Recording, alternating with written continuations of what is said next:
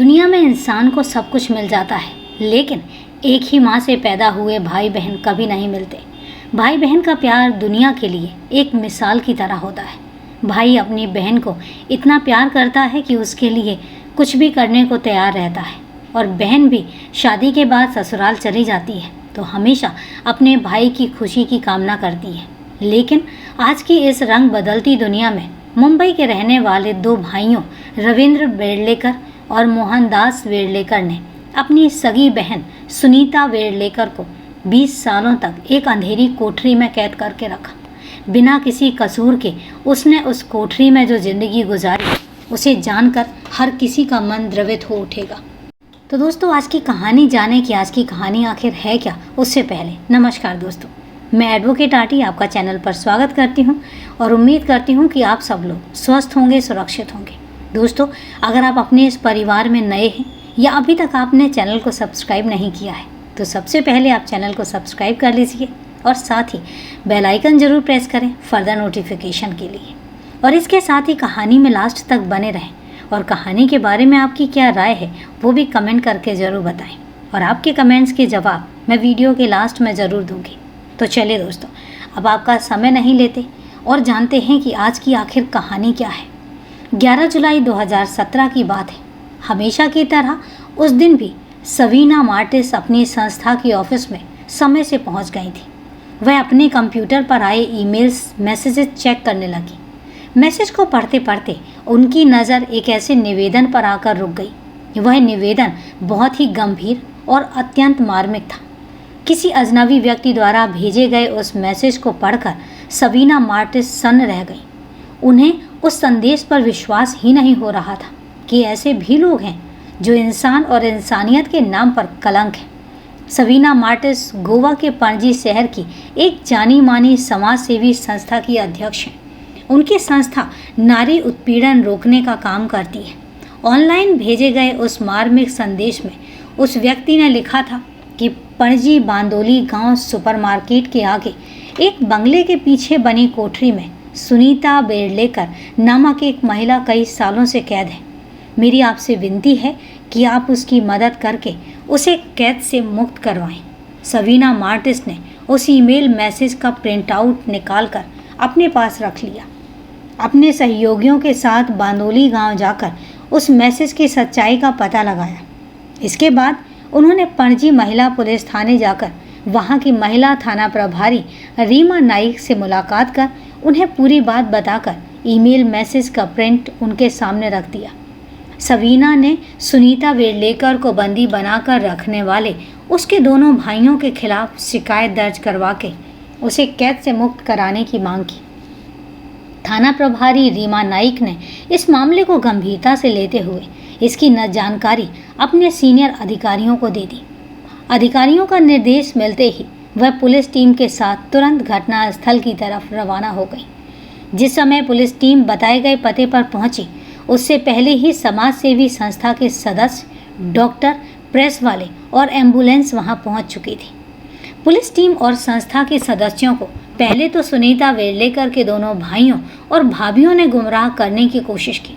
उन्होंने बताया कि सुनीता कई साल पहले ही पागल होकर कहीं चली गई थी, पर पुलिस और संस्था के सदस्यों को उनकी बातों पर विश्वास नहीं हुआ। उन्होंने उनके मकान की तलाशी ली तो एक मकान में ताला बंद मिला। उस मकान से तेज बदबू भी आ रही थी। थाना प्रभारी को शक हुआ कि ये लोग झूठ बोल रहे हैं। उन्होंने उस मकान का ताला खोलने को कहा तो वो आनाकानी करने लगे। पुलिस ने उन्हें डांटा तो उन्होंने मकान का ताला खोल दिया। मकान का गेट खोलते ही अंदर से दुर्गंध का ऐसा झोंका आया जिससे वहां लोगों को खड़े रहना भी दूभर हो गया। सभी को अपनी अपनी नाक पर रुमाल रखना पड़ा। मकान के एक कमरे में पुलिस कर्मियों ने झांक कर देखा तो उसमें एक महिला बैठी मिली। उससे बाहर आने को कहा गया तो वह चारपाई से उठकर एक कोने में चली गई। वह सुनीता वेडलेकर थी। संस्था के सदस्य और पुलिस नाक पर रुमाल रखकर कमरे में अंदर गई। अंदर का दृश्य देखकर सभी स्तब्ध रह गए। कमरे कोने में डरी सहमी सुनीता वेडलेकर दोनों हाथों से अपना चेहरा छुपाए बैठी थी और उसके बदन पर कपड़े भी नाम मात्र के थे, और यही वजह थी कि शर्म की वजह से वह बाहर नहीं आ रही थी। संस्था के सदस्यों ने उसे कपड़े लाकर दिए तो उन्होंने उन्हें पहनकर कोठरी से बाहर आई। पिछले 20 सालों से एक कमरे में कैद सुनीता वेर्लेकर ने बाहर आकर उजाला देखा तो अपने आप को संभाल नहीं पाई। खुशी से उनकी आंखों से आंसू टपकने लगे। वह बेहोश जैसी हो गई। संस्था के सदस्यों ने उसे संभाला और पीने का पानी दिया। घटनास्थल पर मौजूद डॉक्टरों ने सुनीता का सरसरी तौर पर निरीक्षण किया और उसे एम्बुलेंस में लेटा दिया। डॉक्टर उसे पहले गोवा के आयुर्वेदिक मेडिकल अस्पताल लेकर गए। प्राथमिक उपचार के बाद वहां के डॉक्टरों ने उसे बांदोली के मानसरोवर अस्पताल भेज दिया। सुनीता का परीक्षण किया गया तो वह मानसिक रूप से ठीक पाई गई। उपचार के बाद अस्पताल से उन्हें छुट्टी दे दी गई। सुनीता को अस्पताल भेजकर पुलिस और संस्था के सदस्यों ने कमरे का निरीक्षण किया जिसमें सुनीता रहती थी तो पाया गया कि उस कमरे में सुनीता की जिंदगी बद से बदतर बनी हुई थी। वह उसी कमरे में नित्य क्रिया करती थी जिसके कारण कोठरी में कीड़े मकोड़ों और मच्छरों की भरमार थी। पता चला कि पिछले 20 सालों से सुनीता वेर्लेकर नहाई भी नहीं थी। उसके खाने के लिए एक टूटी सी प्लेट और सोने के लिए चारपाई थी। उसे खाना दरवाज़ा खोलकर देने की बजाय दरवाजे की निकली हुई एक पट्टी के बीच से ऐसे डाला जाता था जैसे किसी कुत्ते बिल्ली को दिया जाता है। घटनास्थल का बारीकी से निरीक्षण करने और आसपास के लोगों से पूछताछ करने के बाद पुलिस टीम ने सुनीता के भाई रविंद्र वेर्लेकर, मोहनदास वेर्लेकर, भाभी अनीता वेर्लेकर और अमिता वेर्लेकर को हिरासत में ले लिया। थाने में जब इन सभी से पूछताछ की गई तो सभी ने अपना अपराध स्वीकार कर सुनीता पर किए गए अत्याचारों की जो कहानी सुनाई वो इतनी दर्दनाक थी कि जिसने भी सुना अपनी आंखों के आंसू नहीं रोक पाया।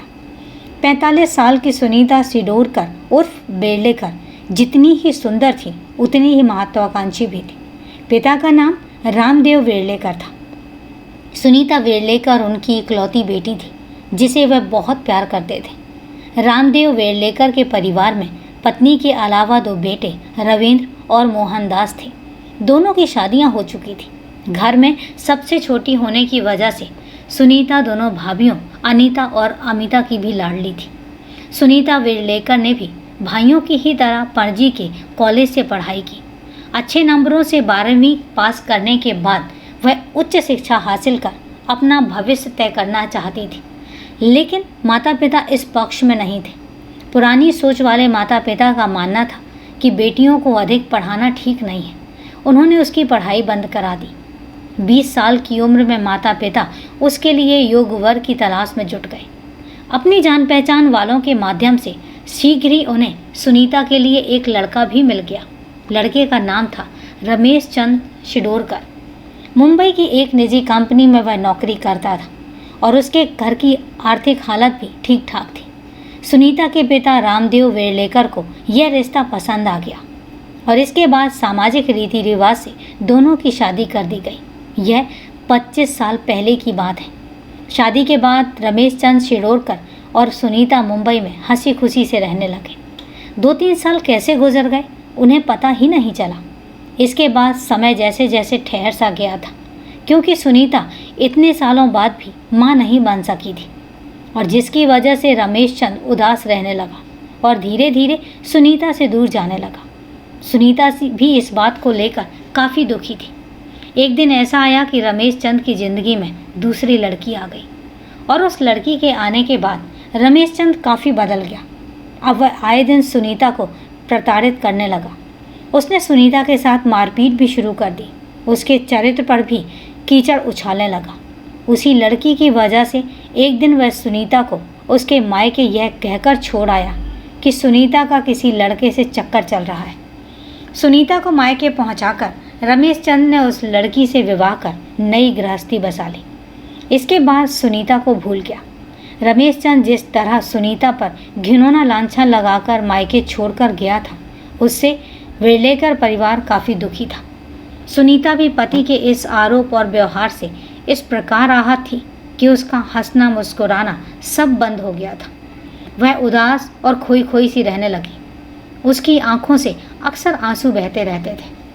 उसकी माँ शादी के कुछ दिनों पहले ही उसे छोड़कर चली गई थी। एक पिता ही था जो बेटी के मन की स्थिति को समझता था। रामदेव बेटी का पूरा ख्याल रखते थे, वह उसे समझाते बुझाते रहते थे। पिता भी अपनी लाडली बेटी का दुख अधिक दिनों तक सहन नहीं कर सके और एक दिन बेटी के दर्द को सीने से लगाकर वह हमेशा हमेशा के लिए यह संसार छोड़कर गए। उन्हें हार्ट अटैक हुआ था। पिता की मौत के बाद सुनीता अकेली रह गई। एक तरफ पति की बेवफाई और दूसरी तरफ पिता की मौत ने सुनीता को तोड़कर रख दिया। अब सुनीता की देखभाल करने वाला कोई नहीं था। दोनों भाई और भाभियां उसकी अपेक्षा करने लगी। उससे सुनीता का स्वभाव चिड़चिड़ा सा हो गया। अब अपने प्रति लापरवाह हो गई थी। वह अक्सर अकेली बैठी बड़बड़ाती रहती। जहाँ बैठती वहाँ घंटों घंटों रह जाती। जहाँ जाती वहाँ से जल्दी लौटकर नहीं आती। रात दिन का उसके लिए कोई मायने ही नहीं रह गया था। सुनीता के इस व्यवहार से उसके भाइयों और भाभियों ने उसका ध्यान रखने की बजाय उसे पागल करार करने में कोई कसर नहीं छोड़ी। फिर एक दिन बिना किसी कसूर के उसके भाइयों और भाभियों ने उसे एक कमरे में बंद कर दिया। 10 बाय 10 फुट के उस कमरे में हमेशा अंधेरा रहता था और इसके बाद भाई भाभियों ने यह अफवाह फैला दी कि सुनीता पागल होकर पता नहीं कहाँ चली गई। समय का पहिया अपनी गति से घूमता रहा। सुनीता उस अंधेरी कोठरी में रहकर अपने भाइयों और भाभियों द्वारा दी गई सजा काट रही थी। भाभियाँ तो दूसरे घरों से आई थी, लेकिन भाई तो अपने थे। ताज्जुब की बात यह थी कि उन सगे भाइयों का दिल भी इतना कठोर हो गया था कि उन्हें भी उस पर दया नहीं आई और वो बड़े बेदर्द हो गए थे। अंधेरी कोठरी में कैद सुनीता, उसके भाई भाभी जिस प्रकार का जुल्म ढा रहे थे, उस प्रकार का तो कोई अंग्रेजी हुकूमत ने भी शायद अपने कैदियों पर नहीं ढाया होगा। घर का जूठा और बचा खुचा खाना ही उसे कोठरी के अंदर पहुंचाया जाता था। नित्य क्रिया के लिए भी उसे उसी कोठरी के कोने का इस्तेमाल करना पड़ता था। ना तो नहाने के लिए पानी मिलता था और ना पहनने के लिए कपड़े और ना सोने के लिए बिस्तर। उस कोठरी में इंसान तो क्या, जानवर भी नहीं रह सकते। यदि उसे वहाँ से मुक्त नहीं कराया जाता तो एक दिन उसकी लाश ही बाहर आती। अस्पताल से छुट्टी मिलने के बाद पुलिस ने सुनीता को न्यायालय में पेश किया और जहाँ से उसे गोवा के पर्वभरी प्रायदोरिया आश्रम भेज दिया गया। पुलिस ने पूछताछ के बाद सुनीता वेडलेकर के बड़े भाई रविंद्र वेडलेकर, छोटे भाई मोहनदास वेडलेकर, भाभी अमिता वेडलेकर, अनीता वेडलेकर के खिलाफ मुकदमा दर्ज कर उन्हें कोर्ट में पेश किया और जहां से उन्हें जेल भेज दिया गया। कथा लिखे जाने तक चारों की जमानत हो चुकी थी और वो जेल से बाहर आ चुके थे। सुनीता वेडलेकर गोवा के आश्रम में थी और जहां उनकी अच्छे तरीके से देखभाल हो रही थी। तो दोस्तों, ये है एक दिल दहला देने वाली कहानी। जिन भाई बहनों के साथ हम बचपन से पले बड़े होते हैं, जिनके साथ हम बचपन में एक साथ खेले होते हैं, लड़े झगड़े होते हैं और आपस में खूब मिलजुल कर रहते हैं, उन्हीं भाइयों ने एक बहन को पागल करार देकर एक कोठरी में सजा काटने के लिए मजबूर कर दिया, बिना गलती के। उनकी गलती क्या थी? कुछ भी नहीं, लेकिन फिर भी 20 साल की उन्हें सज़ा मिली। बेहद ही दर्दनाक स्टोरी है। समझ में नहीं आता ऐसे लोगों को क्या कहा जाए जिनकी इंसानियत इस लेवल तक मर चुकी होती है। तो दोस्तों, कहानी यही तक। कहानी के बारे में अब आपकी क्या राय है, कमेंट करके ज़रूर बताएं और कहानी को लास्ट तक सुनने के लिए आपका तहे दिल से धन्यवाद। तो चलिए दोस्तों, आप शुरू होता है सिलसिला आपके कमेंट्स और मेरे जवाब का। तो मेरे पास जो सबसे पहला कमेंट आया है वो है सुषमा शाह जी का।